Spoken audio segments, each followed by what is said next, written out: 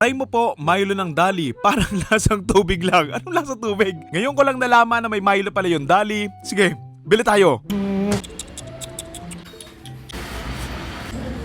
Milo. Ito ba? Parang hindi to eh. Baka to, ano ba to? Hindi rin to. Ito ba?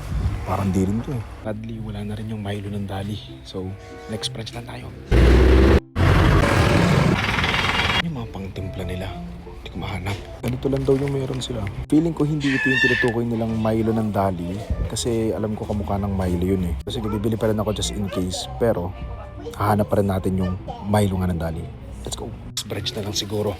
Try ulit natin. Siguro mga 5 branch. Kapag wala, wag na. Okay, tikman na natin ang Milo ng Dali. Makikita nyo doon sa isa ko pang video, tinanong ko yung nagtitinda doon sa may Dali. Ang sabi niya, ito lang daw yung katumbas ng Milo sa kanila.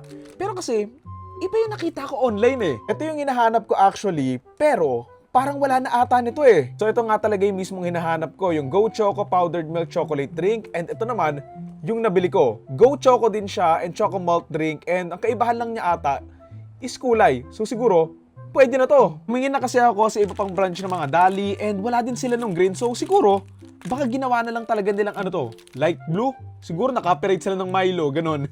So ngayon, katulad nga sa Milo, dalawa nga yung tinitimpla ko. So dito, dalawa din ilalagay ko. Sana nga lang, ang kaibahan nito sa Milo, hindi ito masakit sa tiyan. Hirap naman ito putulin.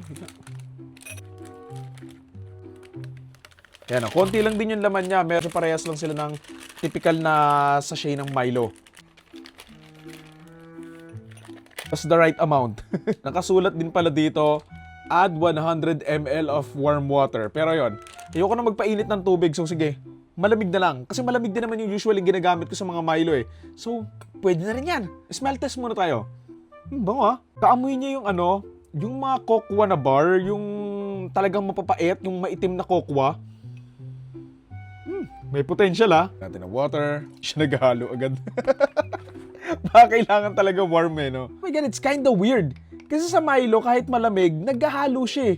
Dito, ayun oh, lumulutang lang talaga. Nating haluin ah. Baka kailangan lang niya ng halo. Sa Milo, okay lang naman eh, kahit na malamig eh. Dagdagan natin ng tubig. Halo ulit. Puno na. Ito nga, itsura niya, ayan o, namumuo tuloy sa ibabaw. Pero parang nahalo naman din yung mismong loob, ayan o. Hindi siya katulad nung kanina na talagang magkahiwalay yung tubig doon sa mismong chocolate eh. So, let's hope na masarap to. I doubt na mas masarap to sa Milo, pero let's see. Smell test ulit, ngayong may tubig na siya. Amoy chocolatey pa rin naman. Actually, mabango yung amoy niya eh. Katakam-takam naman. Susuka or lulunok, Milo ng Dali. Let's go. Kailangan natin yung kutsara.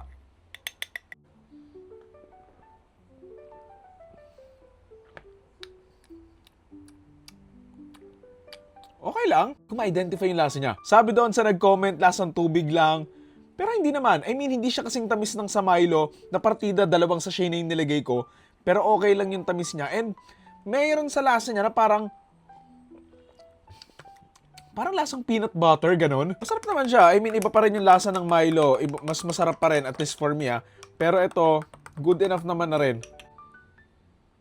Para talaga siyang ano, para siyang may pagka-chocolate or honey, ganun. Hindi ko sinasabi yun as reklamo ah. Maybe it's a good thing na parang iba yung lasa niya compare sa Milo. Pero, okay naman. And in fairness, kahit malamig na tubig yung nilagay ko, medyo nag-combine naman siya na maayos.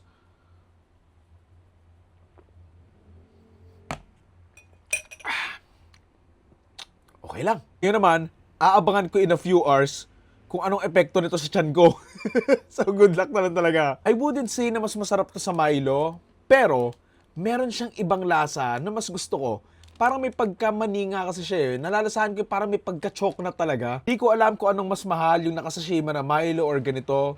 Pero ayun, maganda naman siyang alternative and at least ibang-iba yung lasa niya na hindi na lang nila ginaya yung sa Milo. Now, curious nga kung anong lasa ng green eh. Kung ganito lang din ba or mas lasang Milo yung green. So, let's hope na makahanap ako. Pero as of now, lulunok.